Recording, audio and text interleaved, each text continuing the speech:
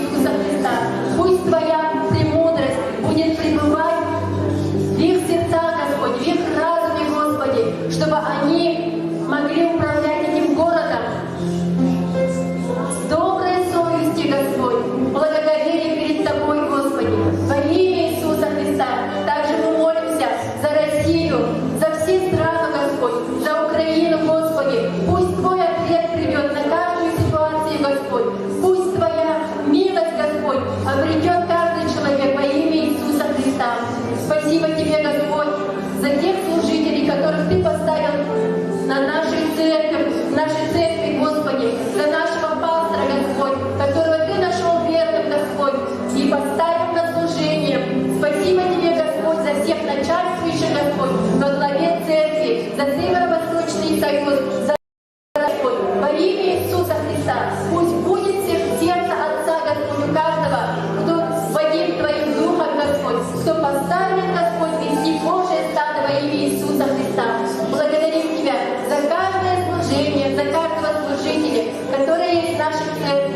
Спасибо прославлению. Это Твои дети, Господь, через которых Ты изливаешь Твою благодать. Благодарим, Господь, за служение, за Машу, Господь, за Татьяну, Господи, которые каждое воскресенье приходят с утра пораньше, Господь, чтобы явить Твою любовь, Твою милость людям, Господь. И пусть больше будет таких людей, Господь, которые способны, Господь, распахнуть свои сердца.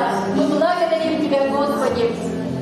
Спасибо Тебе, Господь, и мы за все благодарны, что есть в нашей жизни, за каждую ситуацию, Господь. Ибо даже каждая ситуация, если она казалась бы по нашим человеческим меркам трудной, Господь, это только закаляет нас, это только, Господь, вдохновляет нас, Господь, на новые победы. И когда мы призываем Твое имя, Господь, мы находим ответ, Господь.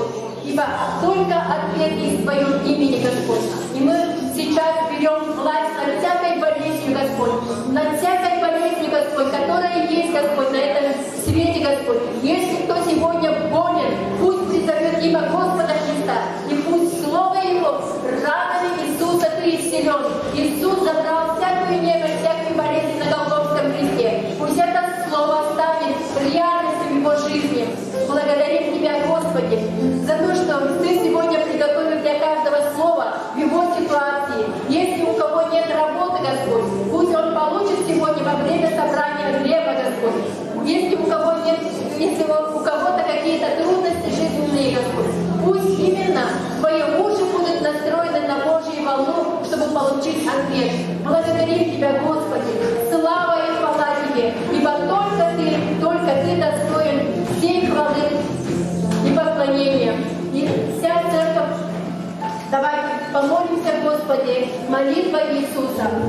Отче наш, сущий на небесах, да святится имя Твое, да придет царствие Твое, да будет воля Твоя, как на небе, как на небе.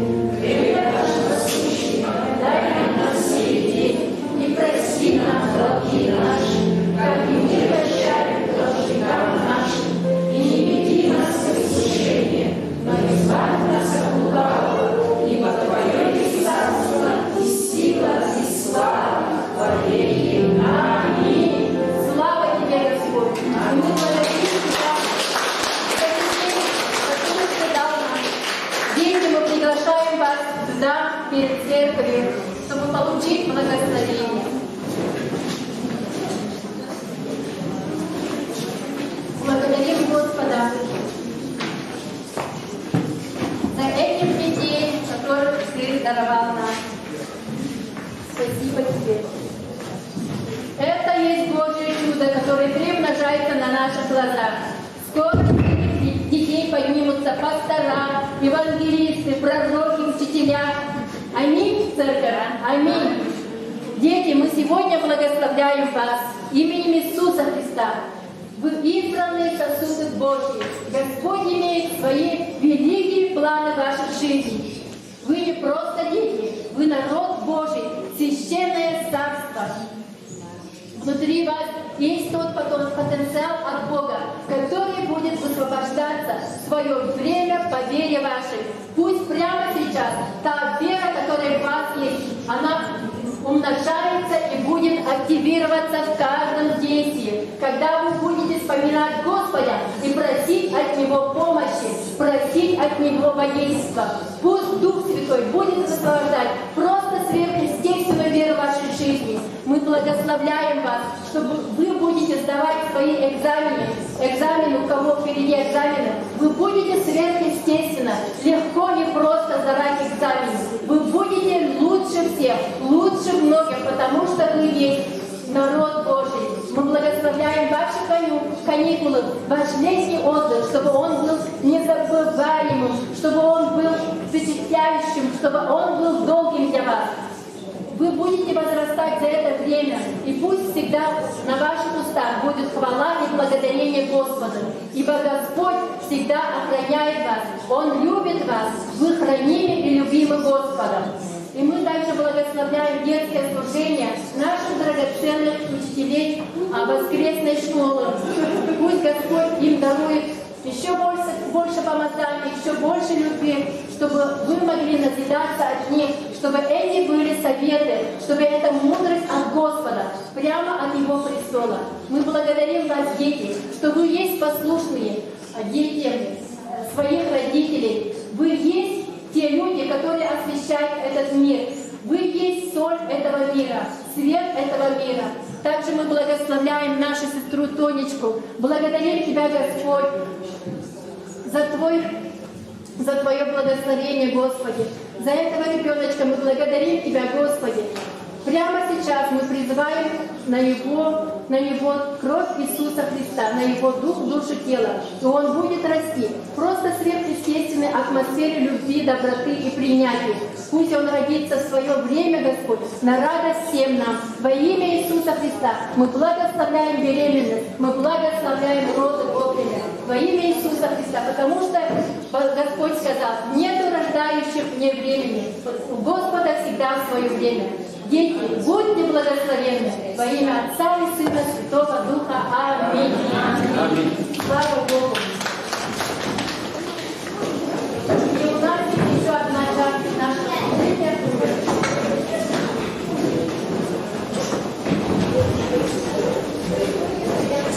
Слава Богу, дети уже уходят на детское. Я рад вас всех приветствовать этим утром. Всех, кого давно не видел, радостно видеть вновь. Есть несколько вещей, которые мы сделаем, прежде чем мы перейдем дальше к слову. И прежде всего я бы хотел сделать несколько объявлений. У нас нет людей, кто отвечает за проведение молодежного лагеря, который у нас будет, но вы знаете, я уже об этом говорил, что 27, 28, 29 и 30 июня, это уже совсем скоро, остался месяц буквально, у нас будет молодежный выезд первый раз, и Марина Федорова, она отвечает за это, директор лагеря, можно подойти к ней, если у вас есть подростки, то есть еще не поздно туда записаться. Также, если вы хотите принять участие материально, чтобы благословить это, потому что, очевидно, что церковь будет покрывать часть расходов, может быть, вообще все расходы, потому что мы будем останавливаться там на территории гостиничного комплекса, все это недешево, продукты и так далее. Что еще? После собрания у нас уже традиционно мы остаемся на чаепитии. Добро пожаловать. И также я не вижу, кто у нас ответственен за это, кто помогал, но сейчас у нас Аюра здесь, да, я так понимаю, девчонок сегодня не было. Вы знаете, у нас в группе есть также реквизиты для того, чтобы можно было поучаствовать материально в этом, то есть мы покупаем сами продукты, остаемся, вы можете что-то приносить из дома, также нужны люди для этого. Я вас ободряю, участвуйте. Аминь. Есть еще одно такое объявление. Я вам говорил, что, я думал, что мы арендуем, как это называется, шатер, не шатер, тент. Когда мы всегда ездили последние годы, церковный выезд 11 июня, но все базы заняты на июнь, я не могу найти место нигде. То есть, видимо, пандемия закончилась резко и везде все раскуплено. То есть, все хотят на природу. Есть другие дни, кроме субботы, но нам нужна суббота. И именно суббота, потому что в воскресенье у нас собрание. Есть, конечно, вариант провести собрание и после собрания всем поехать. Не знаю, как-то... Нет, собрание в субботу мы проводить не будем, как-то я не знаю, то ли я старомоден, то ли я не готов на такие радикальные меры. Как-то всегда в воскресенье. Можно провести и поехать, мы подумаем. Я посмотрю, мы нашли вроде бы место, на картинках в Инстаграме все было замечательно, но шатер, который так красиво выглядел, оказался маленький. Это максимум 60 человек, мы туда все не войдем. потому что у нас всегда около 100 человек выезжало, плюс там уклон.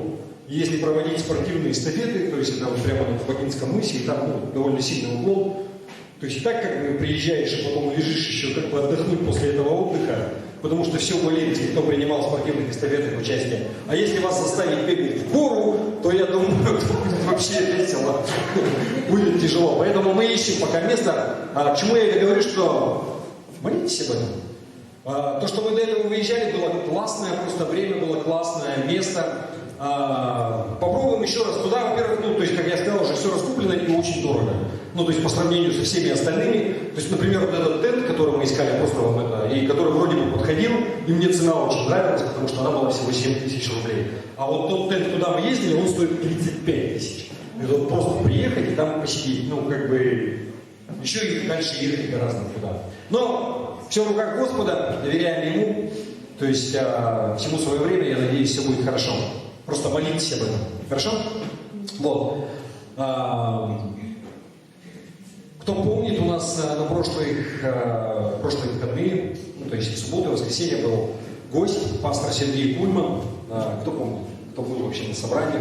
У нас был расширенный состав прославления, у нас была хвала, я вам напоминаю, да, в субботу. И, к сожалению, ну, те музыканты, которые к нам приходили, они сегодня не смогли, но я верю, что мы будем все равно расширяться, то есть ударники, басисты у нас будут. И было круто. Кому понравилось вообще? Было нечто особенное, да? Было классно. Но я вам что хочу сказать. Сегодня тоже было хорошо. И вообще вот этот костяк, благодаря кому я хочу, знаете, просто хочу отдать должное нашему прославлению. Чтобы не создалось такое впечатление, что вот мы пригласили ударника и басиста, и вот оно заиграло. То есть они, конечно, дополнили, но костяк-то наш, ребят. Поэтому говорите хорошие слова тем, кто что-то делает в церкви, в том числе прославленцам. Если вам что-то нравится, не нужно ничего выдумывать. Но просто иногда люди ко мне подходят и говорят, а вот там сегодня так звучало, и там какая-то... Вы подойдите им, скажите, им приятно будет. Доброе слово, оно и кошке приятно. Тем более прославленцу. Если он личность творческая, да, знаете, творческие люди, они очень, как бы чувствительные к этому, поэтому... не держите в себе, говорите им хорошие слова, благословляйте. Это то же самое, как благословлять детей. Благословляйте прославленцев. Аминь. Хорошо. И у нас сегодня последнее воскресенье месяца. И как у нас заведено в церкви, мы принимаем хлебопреломление или причастие. Последний день месяца сейчас. Потому что первый день месяца у нас следующее воскресенье. Мы будем поздравлять именинников. Кто у нас родился в этом месяце. Кто придет, того поздравим. Кто не придет, того передадим, да, волны добра на расстоянии. Но мы сейчас будем принимать хлебопреломление, и мы что-то поиграем же, да, в этот момент? Хорошо.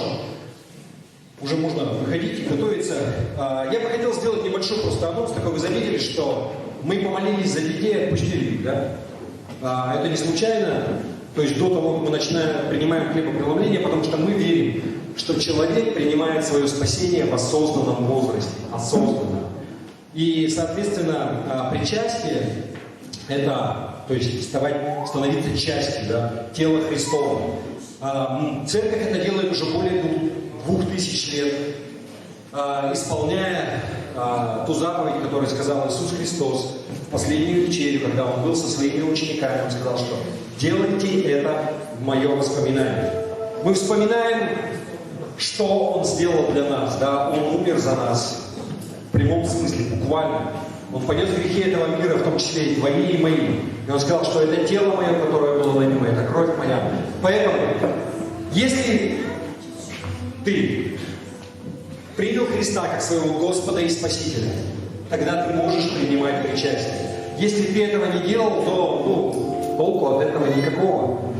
Никакие обряды, они не помогут, поэтому и детей, мы верим, что, как бы они еще вырастут. Сейчас они, как дети, они все впитывают, но настанет тот момент, когда они, как взрослые, как осознанные люди, должны будут сделать выбор в своей жизни. Аминь. Поэтому сейчас мы будем принимать причастие. Мы будем выходить по этому ряду и потом дальше обратно возвращаться на свои места. И если ты принял Христа как своего Господа и Спасителя, принимал крещение, ты можешь выходить. Хорошо? Давайте мы поднимемся на наши ноги, мы осветим этот сок, этот хлеб, и мы будем принимать и вспоминать об Иисусе Христе, о Его смерти.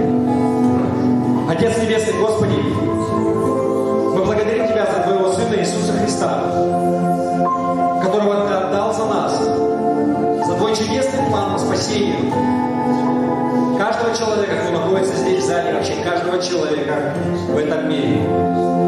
Единственное условие – это принять Христа. Мы приняли Его. Иисус, и мы исполняем заповедь Твою. Мы помним о Тебе. Мы помним, что Ты сделал. Мы помним, что мы не своей праведностью, но Твоей кровью получили спасение. Мы освящаем сейчас этот сок, и мы провозглашаем, что это кровь Твоя, которая была пролита за нас,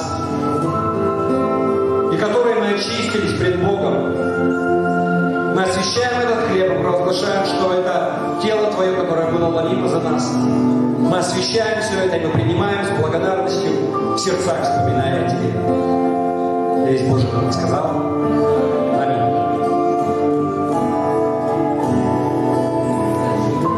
Я хочу исполнить волю Твою, прошу, окропи меня своей кровью. Я хочу увидеть славу Твою, наполни меня своей любовью. Я без Тебя не знаю пути, куда мне идти и как мне жить. Прошу, научи меня любить, как любишь Ты.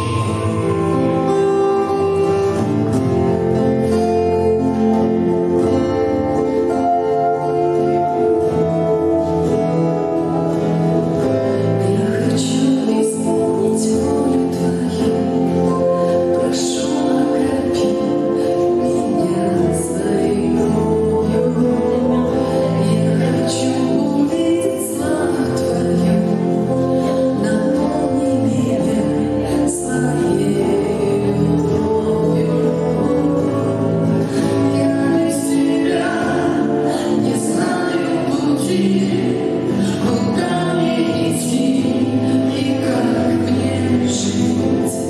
Прошу, научи меня любить, как любишь Ты. Я без Тебя не знаю пути, куда мне идти и как мне жить. Прошу, научи меня любить, как любишь Ты.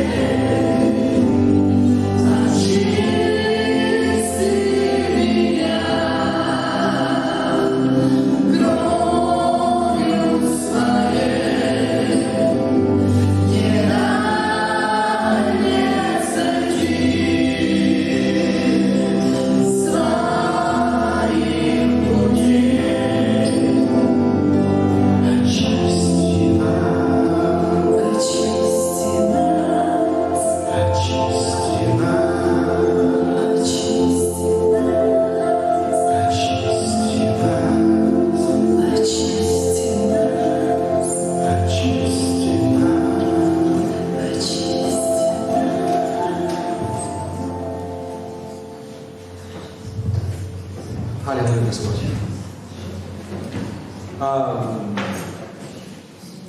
У нас также наступает лето, пора отпусков, и многие у нас начинают уезжать в наши короткие отпуска северные. особенно для западных, да, когда говорят, мне отпуск урезали, так сказать, до 58 дней. Ну, как бы, насколько было, да. Когда люди отдыхают 2 недели.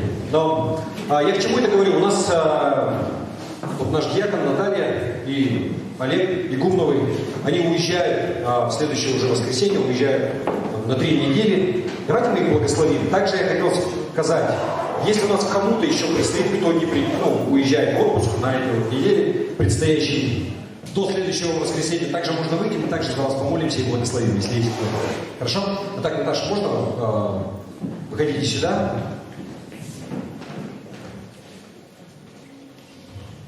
Давайте мы их благословим. Отец Небесный, Господи, благодарим Тебя за эту чудесную семейную пару, за нашего брата и сестру во Христе. И мы просим Тебя, Господи, благослови их, как мы сейчас благословляем. Пусть Твоя рука, она будет над ними во все время этой поездки, Господи. Пусть они доберутся куда хотят, куда планируют, Господи. Благослови их пребывание там, Господи, чтобы им сопутствовал успех, Господи. Все, что запланировали, Господь, пусть все работает исправно, люди будут на месте, техника работает, Господи, ничто не опаздывает нигде.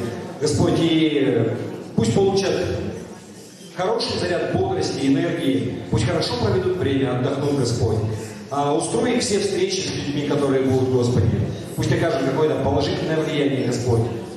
Все, что не происходит, Господь, Ты все можешь повернуть, чтобы оно содействовало ко благу. Господи, уповаем на Тебя, отдаем все в Твои руки. И просим Тебя, Господи, пусть они вернутся сюда, живые, здоровые, целые, невредимые, Господи. И также застанут свой дом и все хозяйство свое здесь, в целости, сохранности, Господь. Усмотри все. Пусть ничто им не мешает, не отвлекает, Господи, благослови детей их, чтобы также не отвлекали их во время отпуска, чтобы не было никаких проблем, Господь, чтобы был отдых полноценный. Во имя Иисуса. Пусть будет. Аминь. Аминь. Благословляем вас на этот путь. Хорошо.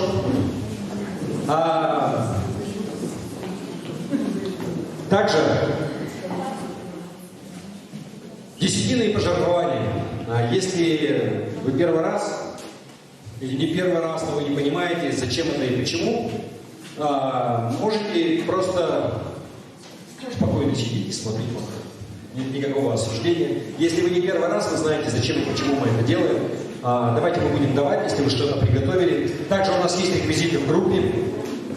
И можно сделать банковский перевод. И пусть Господь благословит каждого. И не вставайте, я помолюсь. Господи, я прошу Тебя, благослови каждого человека, который когда-либо давал или дает, продолжает давать в нашей церкви, Господи. Пусть всякая нужда, она их личная, она будет восполнена, Господи. Пусть ни в чем не нуждается, но будут богаты на всякое доброе дело, как у Тебя написано, Господи. Благодарим Тебя. Господи, благодарим за всех. Господи, дай мудрости, как распоряжаться этими деньгами. Господь, как устроять все, нам так много всего нужно покупать и в музыкальном плане, и мы верим, что мы будем продолжать стройку и ремонт. Благослови нас. Аминь. Аминь.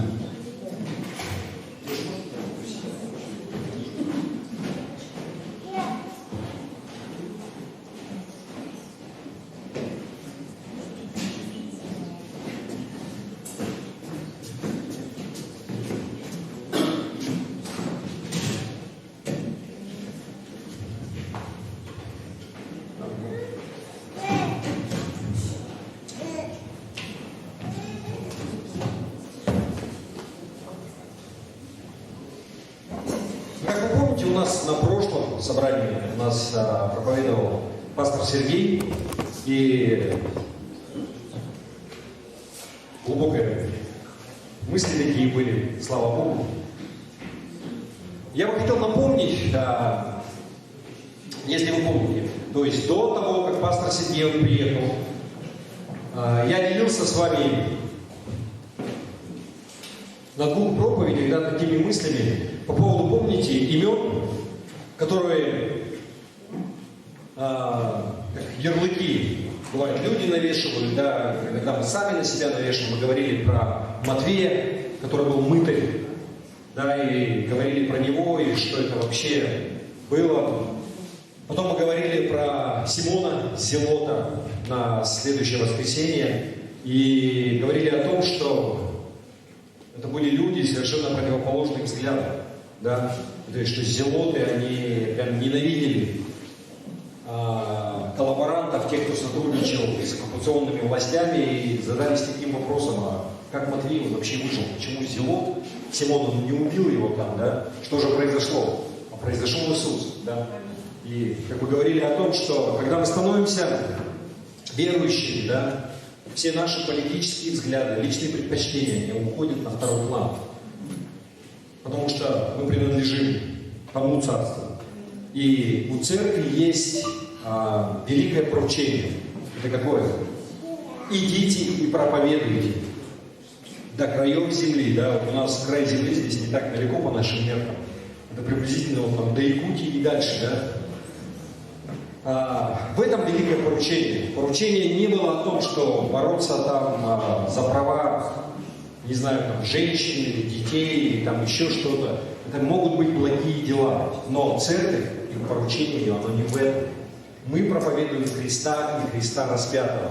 И если что-то мешает этому, да, то тогда я выбираю осознанно сначала позицию Христа, а потом уже все свои предпочтения. Вы помните, да? Вы помните или не помните? Я просто еще не начал говорить, вы меня обескураживаете. Все уже такие сидят, как будто я вас уже утомил. Я еще не начал. Даже как-то разрядить обстановку. Просто я хочу продолжать. Сегодня мы поговорим о еще об одних учениках. Но здесь вот это вот новые имена им дал сам Иисус. Да? Это Иаков и Иоанн. И сейчас мы прочитаем место Писания, то есть их Иисус он назвал сыны Громовы, да, или сыны Грома. И я вот не знаю, кто-нибудь бывал в сильную грозу попадал, когда вот громы, молнии и вот рядом? Какое чувство было у вас? Страшно, да, было? Я просто никогда не, в Якутии как-то, не знаю, я попадал, помню, маленький совсем, когда у нас больше ливень, но вот чтобы так, знаете, я как-то попадал, когда вот молния, она рядом била, да, совсем недалеко. Такое чувство, что, я не знаю, снаряд разорвался. То есть бьет так и вообще, и всегда тебя обуревает какой-то страх, ты понимаешь, насколько человек, он мало вообще и ничтожен по сравнению вот с этой вот стихией, и, ты понимаешь, что ты ничего сделать не можешь. Гремит так и грохочет, что, в прямом смысле ужас, насколько бы ты там мужественный не был, и ты понимаешь, что, гром это же молния, значит, она уже где-то жахнула, и значит, пока раскаты там дошли, значит, это уже пролетело. Но сейчас, знаете, с YouTube так много роликов всяких, когда молния попадает в людей. То есть иногда, я не знаю, стоит дерево, то есть там метров 10 рядом стоит человек, и молния попадает в человека. Вопрос, как вообще? То есть по всем законам физики, то есть дерево, оно должно притянуть мокрое, да, никак, то есть громоотвод. Это ладно, уже не знаю, что за человек такой был. Но суть в том, что когда это происходит, ты осознаешь, насколько вообще могущественно это все, да, насколько сильно. И даже сейчас мы начинаем понимать природу этого, да, что же на самом деле, да, вот там разряд молнии, потом когда вот молния там раз, я помню, у меня отец всегда, когда маленький был, совсем маленький, он мне говорил, сейчас будет гром. Я такой, раз, два, три, потом гремит гром, я такой, как ты это делаешь, да? То есть, тут не надо быть чинепянь волной, если ты где-то увидел молнию, значит будет гром, да, через какое-то время. То есть скорость света и скорость звука, она отличается. Но сегодня давайте мы прочитаем текст нашего Писания. Это Евангелие от Марка, 3 глава. И здесь перечисляются, да, ученики, мы прочитаем только начало. Евангелие от Марка, 3 глава, 16-17 стих. Здесь говорится, что Иисус поставил Симона, нарекший ему имя Петр. Дальше. Иакова, Завидеева, то есть сына Завидеева, и Иоанна, брата Иакова, нарекший им имена Боанаргис, то есть сыны Громовы.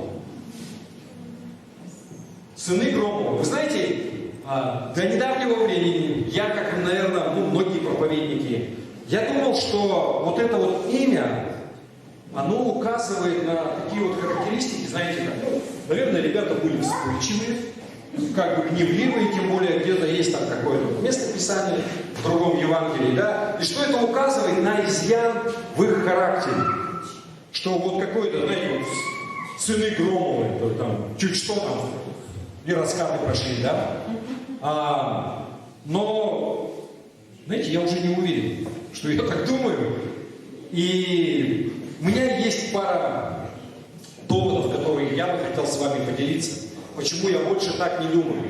И первая причина, знаете, я как-то, вот до этого то, что мы говорили, вот об Матвее, вы помните, кто дал ему вот эту, кличку, он как бы, он был известен, да, тем, что он был мытарь, то есть сборщик налогов. И более того, мы смотрели, да, что ни в одном Евангелии, где вот, еще 3 Евангелия, где все упоминается, в списке учеников есть, но нигде не написано, что Матвей мытарь. Но Матвей, он сам про себя пишет, да, что Матвей мытарь, как бы, что он был такой, да, хотя презренная такая вещь, да, казалось бы. И то же самое Симон Зелот, он был просто известен, да, этим, но Иисус не давал ему это имя. Здесь же я первый раз увидел, кто же их так назвал? Кто дал им эти имена? Сыны Громова. Это сам Иисус написал. Именно Он дал им это имя, да? И, или, как, не знаю, имя, кличка, как это назвать? Да, лейбл такой. И, знаете, я начал размышлять, и я обратил внимание, что, мы знаем еще нескольких людей, как минимум, которым Бог дал новые имена в Библии, да? И интересный факт, что, знаете, Бог никогда не давал новые имена, основываясь на том, кем человек является в данный момент. Он всегда давал имена, указывая на потенциал, кем эти люди, они станут. Да? То есть, помните, Авраам, его переименовали про Авраама, да, 2А. Сара, или там Сарай, если у нее было это ее имя, тоже добавили букву, да, или, то есть, что отец многих народов, и тоже, да, что госпожа моя она была, а потом она стала как госпожа для всех. То есть, госпожа многих, что от тебя произведу народ, да, то есть, он указывал на это. Иаков, который будет, он переименовал в Израиль, да, что будешь Израиля, то есть ты боролся там, помните, с ангелом, с Богом, будешь бороться с людьми, будешь многих одолевать. То есть каждый раз, когда Бог давал новое имя человеку, это было такое провозглашение, что у Бога есть план для этого человека. Он что-то приготовил. То есть он не называл его, основываясь на том, что вот было, вот ты там, не знаю, рыбак или там плотник. Вот как был плотник, вот тебя плотником назовут, а плотником останешься. Нет. Но он называл и указывал на потенциал, который будет потом. И здесь то, что мы прочитали, в Новом Завете, Иисус он называет Иакова и Иоанна, сыны Грома. И, как я уже сказал, да, я как-то особо не задумывался, я так и думал, наверное, вот какие-то вот у них черты характера такие были, что они, может быть, очень вспыльчивые были, гневливые, там, не знаю, за ножи хватались, не знаю, в ссорах. И вот как бы, поэтому он их назвал. Но если бы это была правда, вы знаете, это был бы единственный или первый случай в Библии, который описан, что Бог, Он дал имена людям, основываясь на том, кем они являются, а не указывая на их потенциал. Понимаете, да? То есть я сейчас такой, знаете, я обычно не пускаюсь во всякие такие спекуляции и размышления, да, но мне кажется, это очевидно. То есть Бог, Он не загоняет человека в угол, не говорит ему сыны Громова, да, как бы. Он указывает на потенциал всегда, если Он дает новое имя.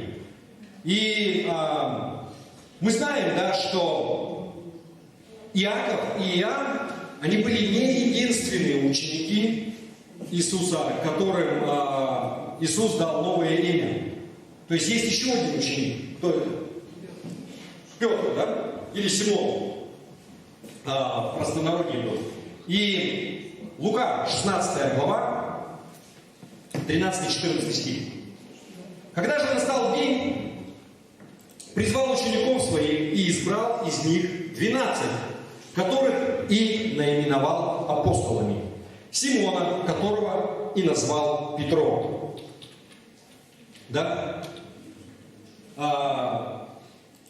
Когда Иисус, Он называл Симона Петром, да, или Петр, это камень, да, камень или скала. Я не думаю, что он указывал на какой-то изъян в его характере, да, что вот он, вот ты камень, да, не так же, да? Он указывал на то, что будет, да, он делал такое заявление, декларацию по поводу будущего Петра. И это Евангелие Матфея, 16 глава, 18 стих. Это место. И я говорю тебе, ты, Петр, это, знаете, если еще вернуться на пару стихов до этого, ученики, они спрашивали, да, Иисуса, а вообще кто ты? И он говорил, а за кого вы меня почитаете? Это если до этого. И Петр, он единственный сказал, что ты Христос, Сын Бога Живого. Да? Он первый это распознал, и Иисус ему в ответ говорит, он говорит, а я тебе говорю, что ты Петр, то есть ты скала. Он говорит, ты Христос, Сын Бога Живого. Он говорит, а ты Петр, то есть скала или камень. И на этом камне я создам церковь мою, и врата ада не одолеют ее. То есть имя означает камень, скала. В том смысле, что я на этом камне, на твердом основании, я построю свою церковь. Что ты внесешь такой вклад, это как провозглашение судьбы, да. Это не указывает на черту характера, да, что ты такой каменный, не знаю, какое место камень не примени, да, сюда не очень хорошо звучит, здесь еще хуже, наверное, или наоборот. Но он указывает на благословение, да, которое ты будешь. И вы знаете, интересно посмотреть, то есть ты камень, ты скала, то есть ты твердый. И вот Петр, на самом деле, он так и относился к себе, да, он, по крайней мере, видел себя, что да, я вот тот, на кого можно положиться, я вот тот твердое основание, что я всегда там буду для Иисуса, я все для Него сделаю. Помните, когда вот эти вот события, они разворачивались, и Иисус говорит, вот в тот день, прежде чем петух пропоет 2 раза, 3 раза отречешься от меня. Господи, даже если все отрекутся, я не отрекусь. Он реально в это верил. Да? Он искренне в это. Я не думаю, что он врал. Он был убежден, он любил Иисуса, и он был посвящен ему. И он так себя и считал, что вот он, я этот камень. Но проблема-то в том, что на тот момент он таким не был. Да? Он мыслил о себе как бы таким образом, и потом он станет таким, но в тот момент, когда Иисус он провозгласил ему, что ты камень, ты скала, на которой я построю свою церковь, на тот момент Петр таким не был. Да? Вы помните, что каждый раз, когда Иисус он начал открывать своим ученикам, то есть они уже прошли достаточно времени, служение Христа, которое длилось 3 года, оно подходит к концу. И написано, что Христос, Иисус, Он начал открывать своим ученикам, что Ему предстоит пройти. Он начал им открывать, что Его схватят, что Его будут пытать, и что Его казнят, и что Он умрет. И что сделал Петр? Он с самого начала начал ему уговаривать, позвал его в сторону и говорит, Господи, ты что? Да не будет этого с тобою. Ты о чем? Теперь это не нужно. Мы знаем лучше, мы тебя укроем, мы там тебя это. И всякое такое. До такой степени, что он начал вмешиваться в его служение, и Иисус ему сказал, отойди от меня, сатана. То есть вот тот самый камень, который должен быть надеждой и опорой. Потом дальше что происходило, да, вы помните? Вот эти вот намерения Петра, он не поменялся. Потом они пришли, то есть Иисус его выгнал, сказал, отойди от меня, сатана. Потом они пошли когда в Гефсиманский сад для того, чтобы Ну, они там находились, когда пришли стражники и схватили, да, Иисуса. Он что сделал? Он выхватил меч. Да? Он готовился, он все равно. Рыбак, он не ходил вооруженный, я не думаю. Но здесь он готовился, узнает Христа, схватят, и он опять попытался вмешаться. Несмотря на то, что Иисус, он как бы говорил, что да нет, это моя судьба, это мое предназначение, это то, для чего я пришел. И потом, когда отсек ухо, Иисус все исправил, и потом его помели, арестовали, ученики все разбежались, в том числе и Петр. Но он прокрался за ними, да, в темноте его привели на двор первосвященнический. И Петр, он туда прошел. Это что показывает? Опять же, его упертость и твердолобость. Зачем он туда пошел? Не написано. Но вполне вероятно, что он пошел туда для того, чтобы, может быть, посмотреть, как там, где его посадят, где его будут держать, я его там освобожу. Да? Мы уже говорили как-то об этом. И вот просто здесь показывается вот этот вот характер Петра. Все контролировать. Но он не был таким, да, то есть Иисус ему говорил одно, что вот это мне предстоит пройти. Но потом он стал. Но имя, когда ему дали, ты скала, ты камень, он таким не был. Вы согласны со мной? Я вот это все расписывал для того, чтобы просто только этот пункт донести до вас, доказать, что когда Петр он был назван скалой, это вот он будет скалой, он будет тем камнем. Но на тот момент, если посмотреть на него, ну, рыбак, который ходит за Иисусом. Еще раз, когда он его назвал Петром, камнем, он не смотрел на то, кем он является в данный момент, но он смотрел на потенциал, кем он может стать в будущем. Аминь? Кем он станет? И я думаю, что то же самое здесь происходит с Иаковом и Иоанном. Когда Бог, Он говорит, сыны Громовы. И Бог, Он дал новые имена Аврааму, Саре, Иакову, ну тому Иакову, который Израиль стал, и Симону, потому что Бог, Он что-то видел в них, да? И я верю, что это также является истиной в данном случае для Иакова и Иоанна. И если это истина, вот все наши рассуждения об этом, да, если те новые имена, вот эти вот сыны Громовы, которые Иаков и Иоанна не получили, они говорят о том, кем они могут стать, указывают на них потенциал. Возникает вопрос, что же это означает, сыны Громовы? Что это за потенциал такой? К чему это он указывает? Ну вот он там дал пояснение Петру, да, ты камень. Хорошо, что дал пояснение, потому что, ну, не знаю, иначе там, о чем можно было подумать? Он говорит, на этом камне я создам церковь мою. А здесь о чем же он говорит тогда? Что это означает? Знаете, я особо долго думать не стал, я просто взял в поиске, забил в Библию. Громы, да? Где вообще встречается и что это происходит? И вы знаете, я был несколько, ну не то чтобы удивлен, но вот я сейчас с вами поделюсь. Знаете, когда 10 казней египетских были, вот начнем с этого, да, сразу же, в Исходе, 2 книга. Давайте мы прочитаем Исход, 9 глава и 23 стих. «И простер Моисей жезл свой к небу, и Господь произвел гром и град, и огонь разливался по земле, и послал Господь град на землю египетскую». И потом та же глава 9, 28-29 стих. Он уже говорит, помолитесь Господу, пусть перестанут громы Божии и град, и отпущу вас, и не буду более удерживать.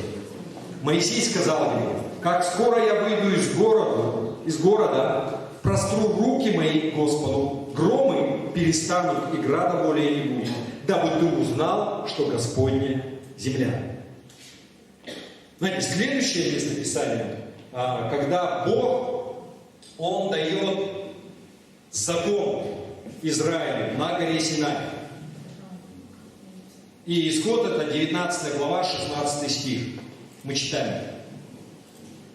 На третий день при наступлении утра были громы и молнии, и густое облако над горой, и трубный звук весьма сильный, и вострепетал весь народ, бывший в стане. И 18 стих. Весь народ видел громы и пламя, и звук трубный, и гору дымящуюся, и увидев, что народ отступил и стал вдали. И все остальное, если пропустить, упоминание, знаете, последняя книга в Библии, Откровение, описывается тронный зал, то есть престол Божий на небесах. Это Откровение 4 глава, 5 стих.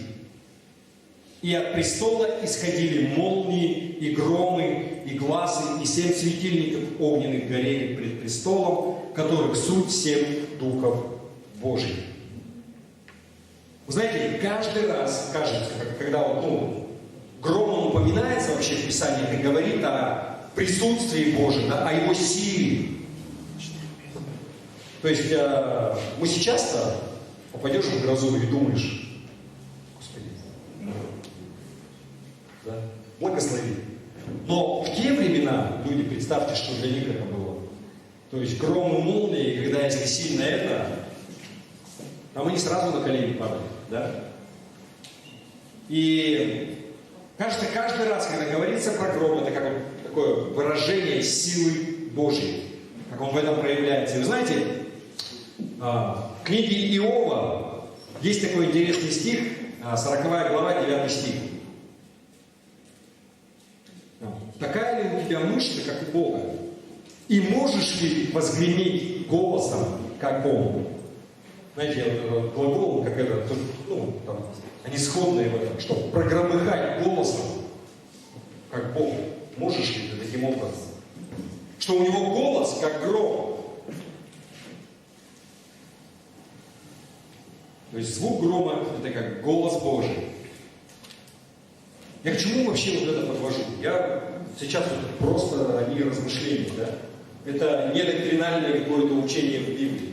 Но когда Бог, Он сказал, что вы сыны громовы, да, и Он провозглашал, что это те, кем вы станете, мог ли Он говорить, что вы будете глашатаями голосом Божьим, будете провозглашать волю Его, да, будете провозглашать Евангелие Христа. В этом смысле, что Он говорил, что вы будете сыны громовы. Можете такое быть? Вы станете теми людьми, которые будут провозглашать силу Божию. И я бы хотел еще раз, знаете, вот, интересная тоже такая мысль. И Иаков, и Иоанн, они были такими членами избранного клуба из 3 человек, которых Иисус всегда брал везде с собой. И еще один человек – это Петр. И только именно этим 3 Бог поменял имена. Ну как, Петру вообще целенаправленно, да, что ты Симон, то есть Петр, и на этом камне, а этих он назвал, что сыны грома, больше никому. И вот именно они в этот вот круг входили, избранных людей. И именно им он поменял имена. Я бы хотел просто, давайте мы 3 места Писания, чтобы не быть голословным, чтобы вам это показать. Евангелие от Марка, 5 глава. И у начальника синагоги умирает девочка маленькая, да? И Иисус приходит, и Он ее воскрешает. Это одно из чудес, которое Он сделал. И что происходит? Евангелие от Марка, 5 глава, 37 стих. Со второй части. «И не позволил никому следовать за собою, кроме Петра, Иакова и Иоанна, брата Иакова». То есть Он всех там оставил снаружи, только этих вел туда в комнату, там Он за нее молился.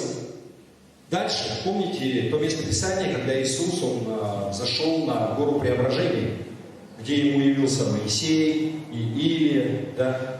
И весь Его образ преобразился, написано, и Он как в прославленном теле предстал, да? Такой просиял весь, Его одежда светилась, лицо Его светилось.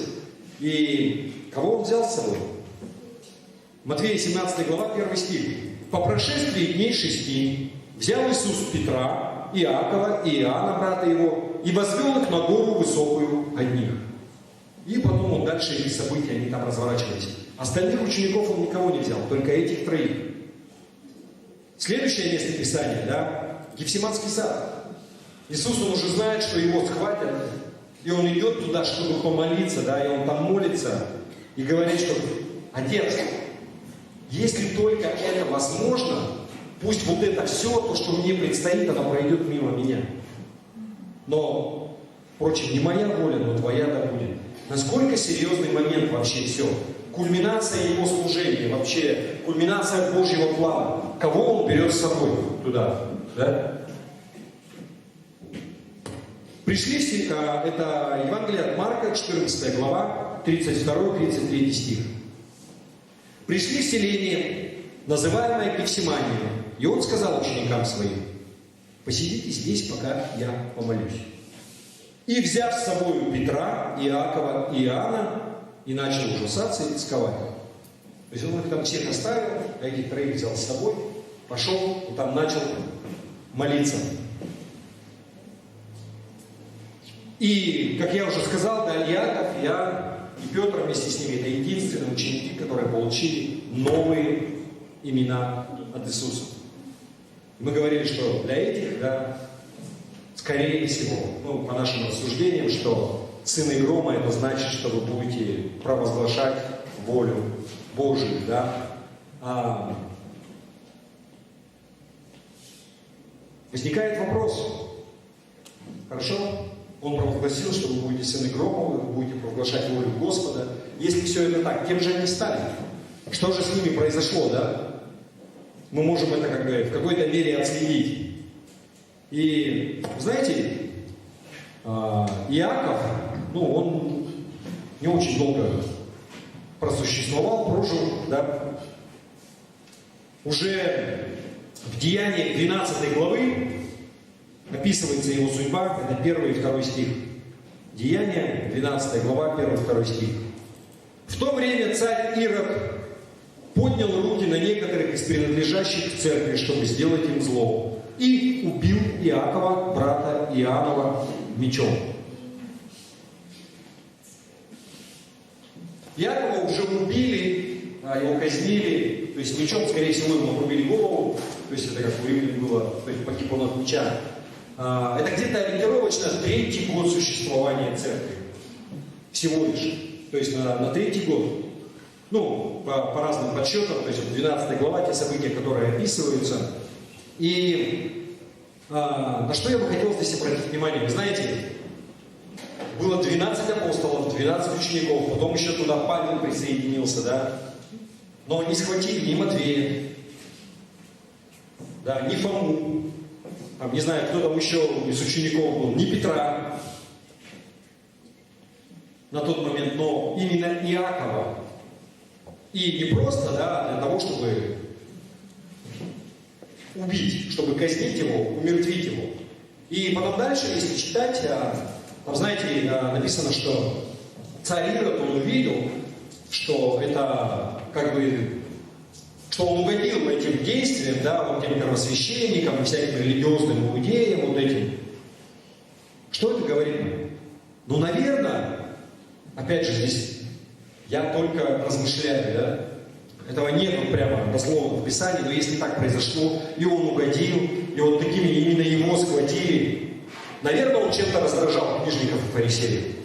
Наверное, он действительно был голосом Божиим. Он говорил, и он проповедовал, он говорил, что тот Христос, которого вы распяли, да, это Сын Божий. И он стал вот таким вот сильным голосом Божьим. И церковь была всего лишь там 3 года ориентировочно. И Иаков на этом протяжении, он стал голосом Божьим. Человеком, который провозглашал силу Божию. Или другими словами, был сыном грома. Да? Если по поводу Иакова, да, мы можем только догадываться, да, размышлять и строить логические какие-то построения, то по поводу Иоанна, ну, тут не надо гадать. Потому что Иоанн, он прожил долгую жизнь, он был единственный апостол, который умер своей собственной, ну, естественной смертью. В последние годы он жил в Ефесе. Он был уже, ну, очень такой старый, очень ветхий. Более того, Иисус, он поручил Иоанну, чтобы он заботился о его матери Марии. И он взял ее к себе, перевез из Иерусалима в Ефес. И это тот человек, который написал одно из самых сильных Евангелий. Да, как бы Евангелие любви. И если вот люди подходят, ну, ко многим, наверное, не знаю, если меня спрашивают, с чего мне начать читать Библию, и что там мне делать, у вас там 4 Евангелия, если их все 4 читать, оно приблизительно об одном и том же, я всегда говорю, что начни читать Иоанна с этого Евангелия, да. То есть к тому, что этот человек, он действительно стал голосом Божьим, да? Он провозглашал Его силу, провозглашал Его волю, и он стал сыном грома, да? Более того, вы знаете, что Иоанн, он также написал еще и Откровение, да? Когда он был в заключении на острове Патмос, и, то есть те книги, которые он действительно стал, ну, то есть это голосом Божьим, сыном грома, который для церкви вообще описал то, что будет происходить в последние времена, да? Аминь? Или не аминь? Аминь. Кто-то может сидеть и спросить: ну все круто, классно, там какие-то у тебя умозаключения, что ты там строишь, говоришь, к чему это вообще все? Вот мне от этого какая польза? Ну классно, да, вот там. Яков и Иоанн, сыны грома, Бог их назвал. Мне-то до этого какое дело? Какая нам от этого польза? Пусть там остальные вот эти люди в Библии, там, Сара, Иаков, Авраам, Симон. Господь им дал новые имена, и эти тоже дал новые имена. Мне-то какая разница? Знаете, для нас это имеет значение, потому что Бог кое-кому еще дал новое имя. Знаете, кто это такой? Давайте посмотрим. Откровение Иоанна, 2 глава, 17 стих. Написано следующее. «Имеющий ухо слышит, да слышит, что Дух говорит церквам. Побеждающему дам вкушать сокровенную манну. И дам ему белый камень, и на камне написанное новое имя, которого никто не знает, кроме того, кто получает». Вы знаете, что это означает? Что у тебя есть новое имя. Когда ты стал христианином, когда ты принял, вот здесь вот говорит, да, что побеждающему, кто претерпит до конца, это вот про верующих в Иисуса Христа. Когда ты принял Христа как своего Господа и Спасителя в свою личную жизнь, Бог дал тебе новое имя. Ты присоединился вот в этот элитный клуб из избранных учеников, тех троих, которых Иисус везде брал с собой, и тех троих, которым только, да, Бог дал новые имена. А что это означает в свою очередь? Если Бог, Он дал тебе новое имя, Он сделал такое провозглашение, что ты имеешь ценность. У тебя есть ценность для Бога. Ты имеешь значение. Он указывает в этом имени на твой потенциал. Не то, кем ты являешься сейчас, кто ты такой, и ты, может быть, себя там не ценишь, но то, каким Он тебя видит, каким ты станешь или можешь стать. Очень воодушевляюсь. Аллилуйя! Радостные вести на самом деле. Ты вот в этом клубе вместе с Петром, Иаковом и Иоанном, которым Иисус дал новые имена. Он говорит, что у тебя есть ценность. Он верит в тебя. Он верит в твой потенциал. Он предназначил что-то для тебя. Ефесянам 2 глава 10 стих. «Ибо мы Его творение, созданные во Христе Иисусе, на добрые дела, которые Бог предназначил нам исполнять». Понимаете? У Бога есть что-то для тебя. Он тебя задизайнил и создал таким образом, что чтобы предназначил для тебя что-то, чтобы те добрые дела, которые ты должен исполнять, и имя твое, которое указывает на твой потенциал. У него есть задача только для тебя, конкретно для тебя. Но вы знаете, реальность жизни, она такова, что многие верующие, они не особо верят в себя. Несмотря на то, что как Бог в них верит. Они не верят сами в себя. Слишком много христиан, они думают, кто я такой вообще? Жизнь у меня никчемная. Сам я никчемушник. Даже Бог ничего со мной сделать не может. Знаете, такое чувство отверженности бывает. И в чем опасность этого? Когда человек, он не думает много о себе, он не понимает, что в нем есть потенциал, не его, но который Бог в него вложил, он и не пытается особо много чего делать. Ну, а что я? Куда я пойду? Куда я пойду? Чего?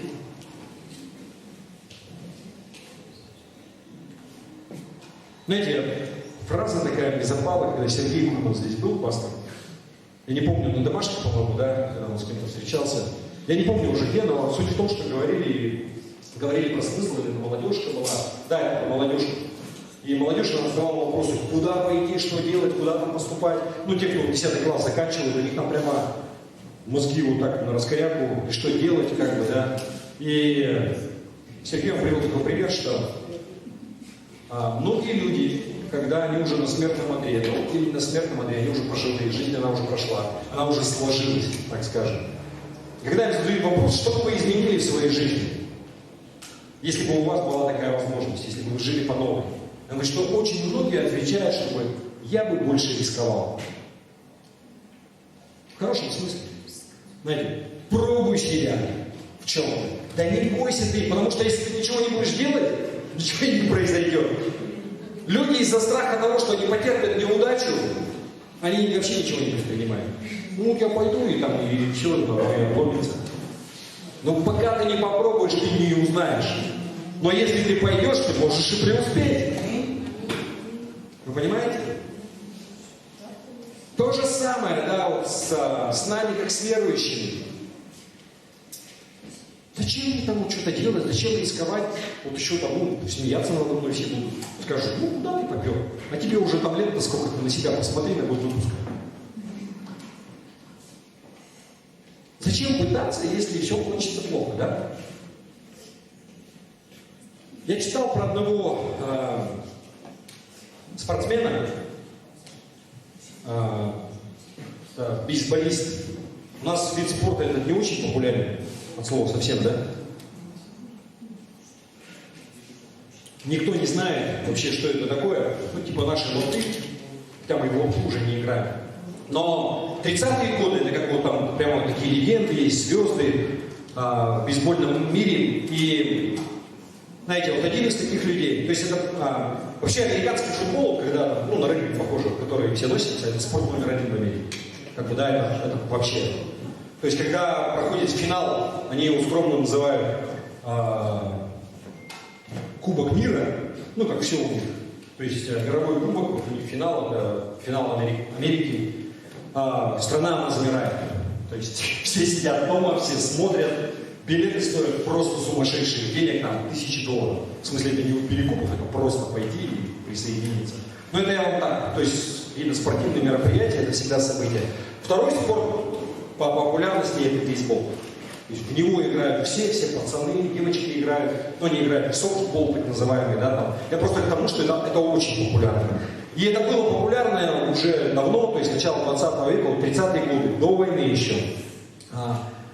Был парень-любитель, и вот там нужно бить мяч, и он бил просто, был очень талантлив. Его просто менеджер клуба, он нашел его где-то в дворовой команде, пригласил к себе в лигу, в топовую. Вот с дворовой команды сразу туда. И сразу подписал с ним контракт там, на $45 000 в год.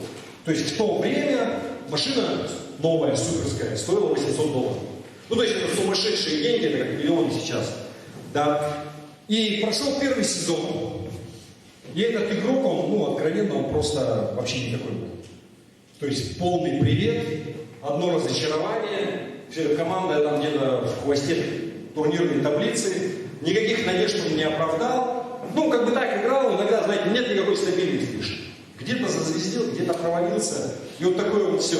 Сезон закончился, и менеджер клуба, он, то есть владелец, не владелец, а менеджер, кто отвечает вообще за направление развития команды, покупает игроков, он его пригласил к себе, они поговорили вообще, как сезон прошел, что тот делал. И потом он говорит такую фразу: возьми бумажку, ручку и напиши цифру на бумажке. Вот как ты считаешь, насколько ты отыграл? Чего ты стоишь сейчас для команды? Вот, учитывая вот это вот все. А я, говорит, напишу то, что я считаю, чего ты стоишь. Они написали циферки, обменялись, менеджер взял эту бумажку, и, то есть у него зарплата была 45 тысяч. И игрок, как бы, видел вот это все, после тем более такого разговора, трезво поразмыслив, все, он написал 36 тысяч. То есть где-то на четверть меньше, чем он как бы получал.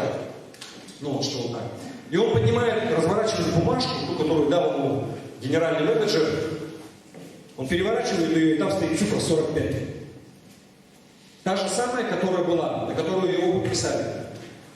И он такой с недоумением, непониманием говорит: как так-то? Я как бы так играл не очень хорошо.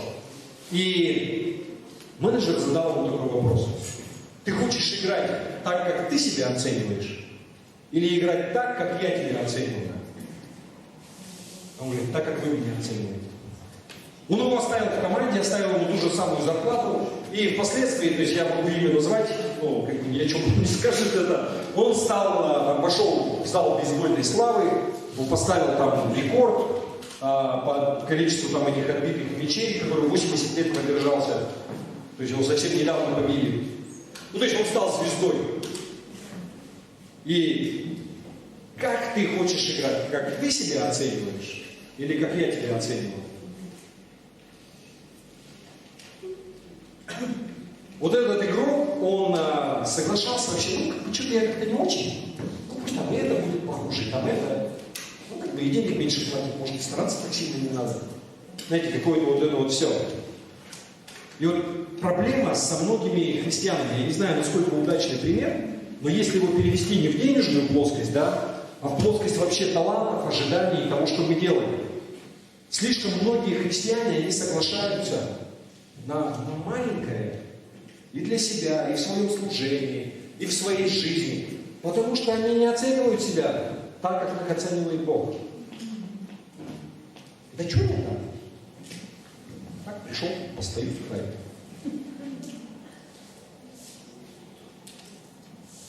Но я вам хочу сказать, что они забывают о том, кому они служат.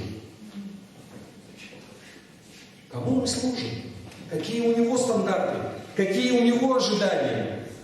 Какое имя он тебе дал? Какие надежды он на тебя возлагает? Знаете, не ты, но он. Знаете, у меня такое было в начале, когда я начал проповедовать и начал готовиться. И я с удивлением обнаружил, что интернет — это такая классная вещь. Потому что туда стекается, знаете, если как бы проявить определенные навыки, можно найти кучу проповедей, можно найти кучу иллюстраций, можно найти кучу примеров там, и так далее. И в тот момент у меня появилось какое-то, знаете, такое, как же там, плагиат, там вот все вот это вот, да, как бы надо же. И знаете, у меня голос такой: а ты хочешь пойти и поумничать, там, показать, какой ты красивый, какой ты крутой, и какие у тебя классные умозаключения, или ты хочешь благословить людей, если Бог тебе что-то дает, пусть это не твое, пусть там это не, я вообще успокоился. И когда я выхожу, да, знаете, вот я могу точно сказать, что да Бог дал, там, вот, как говорят, Бог дал, Бог взял, да, как бы, мне нечем вообще гордиться даже в этом. Но я нисколько не стыжусь, да, потому что цель-то моя не блеснуть умом, да, а людей благословить, чтобы их что-то коснулось. И какая разница, у кого и что я где беру? Вы понимаете, да? У нас же не конкурс научных рабов. Да, вот как, где важно быть уникальным там, и так далее, и так далее. Но в этом свете я что вам хочу сказать, что можно, да я вот, ну как я там, ну ничего не могу, там вот нет. Ну хорошо, не дал тебе Бог здесь как бы и складывать, ну, дал тебе способность в интернете искать, как бы, ты пользуйся этим. Я вам серьезно говорю. Ну вот есть, например, люди, вот прославления, они там свои собственные песни только поют. Ну слава Богу, если могут. Но иногда это переходит, вот знаете, в такое вот как бы, уже непонятно, а ты там Бога славишь, или у тебя сольные выступления какие-то, и ты хочешь зазвездить, и чтобы перед тобой там поклонялись. Поэтому нам не зазорно, мы чужие песни поем. Потому что мы не себя славим, мы Бога славим. И когда мы пытаемся создать какую-то команду классную, да, чтобы звук был хороший, да это потому что ради Него, мы ради Него это делаем. Ради того, чтобы люди здесь почувствовали, пережили, да, что-то, хорошие эмоции какие-то. Присутствие Его почувствовали. В чем конечная цель вообще?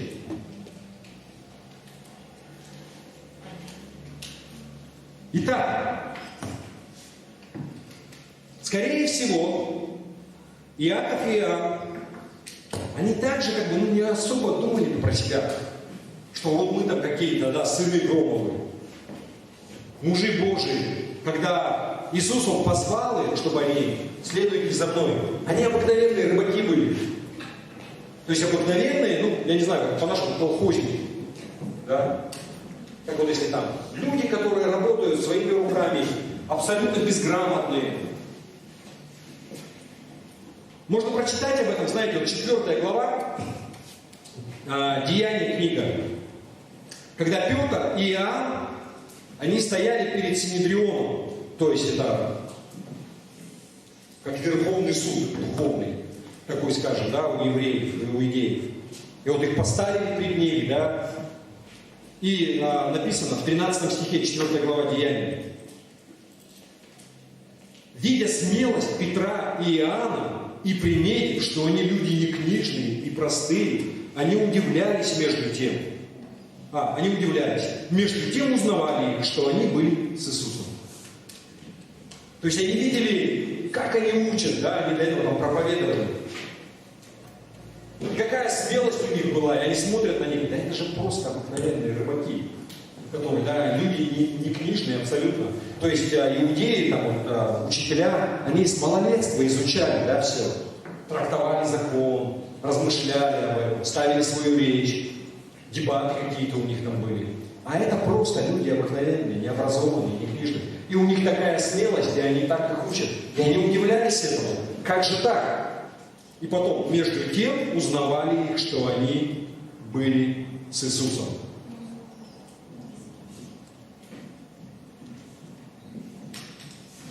Что я хочу тебе сказать? Что, знаете, вот в этом такая ключевая вещь заключается. Когда ты и я, мы проводим время с Иисусом, когда они узнают, что ты был с Иисусом, тогда ты можешь достичь того потенциала, того имени, которое Бог Он тебе дал. Но ключ к этому – это быть в Иисусе, это проводить время с Ним. Потому что иначе ты пыжишься своими силами. И вот тогда могут быть разочарования и так далее. Но если ты в Нем, если ты проводишь время с Ним, тогда мы можем достичь того потенциала, в который Бог нас заложил, и то, чего Он от нас ожидает. Тогда мы можем оправдать надежду Иисуса. И ту веру в нас, Его вера в нас, когда мы с Ним проводим время. Аминь. Может быть, немножко сумбурно, но я пытаюсь вдохновить вас. Аминь. Спасибо. Аминь. Все. Опять же, цель всего, да, вот, знаете, всех собраний наших, ну, не всех, но воскресных, торжественные у нас собрания, ободрить вас, да. Ребята, Бог дал вам, дал тебе новое имя, которое говорит о твоем потенциале. Он приготовил для тебя добрые дела, чтобы их исполнять. Он дал тебе новое имя, Он верит в тебя. И ключ к этому – быть с Ним, делать что-то, не бояться, рисковать, идти что-то. То есть я не призываю там, ну, не знаю, там, вложиться в крипту сейчас и все продать. Вы понимаете, не в этом смысле риск. Каждый на себя там тянет. А мы говорим про служение. Это твои личные там дела. Но как Бог тебя поведет. Но делать что-то. И тогда Бог, Он благословит. Аминь. Давайте мы помолимся. И мы еще уже споем, да, и сыграем. Нет? Ну тогда чай. Отец Небесный, Господи, благодарим Тебя за милость Твою, благодать к нам. Господи, спасибо за Слово Твое, которое Ты дал нам в Писании. Дай нам трактовать его правильно, Господи. И если мы что-то приносим свое, человеческое, пусть оно упадет, умрет, не принесет никакого плода. Но всякое слово от Тебя, всякое вдохновение от Тебя, побуждение от Тебя, Господи, пусть оно назидает, пусть оно произведет плод, пусть произрастут добрые плоды в жизни людей, которые изменят эти жизни лучше. Во имя Иисуса Христа. Да будет так. Аминь. У вас есть свидетельство? Хорошо? Я так понимаю, честь нужно, да? Нет? Что надолго, наверное? У нас есть свидетельство, то есть как бы собрание у нас уже это. Мы сейчас пойдем вниз пить чай, вот Любовь Николаевна давно не было. Она у нас была в местах, где по телевизору показывают сейчас.